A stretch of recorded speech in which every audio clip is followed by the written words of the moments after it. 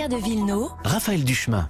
On revient en France, Pierre, et en Île-de-France notamment, mais également dans le Grand Est. Il faut en ce moment même gérer ce qu'on appelle le pic de l'épidémie.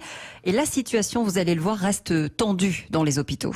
Et pour se préparer au pire, autrement dit à un rebond des cas graves, pour la première fois en France, Médecins sans frontières déploie une structure mobile pour venir soulager un hôpital. Ça se passe au CHU de Reims. Reportage de Théo Madval.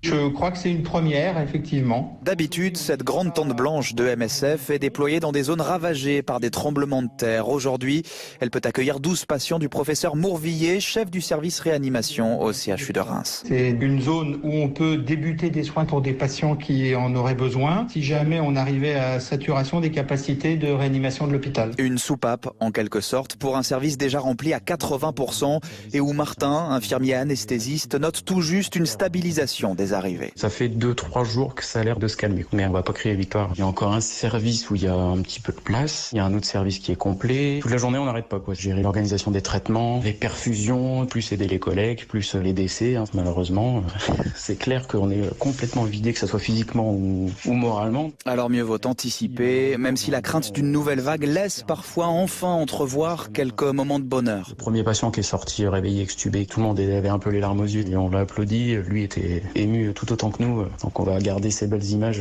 il en faudra le plus possible dans les jours qui viennent. Comme autant de petites victoires dans cette bataille encore hors norme.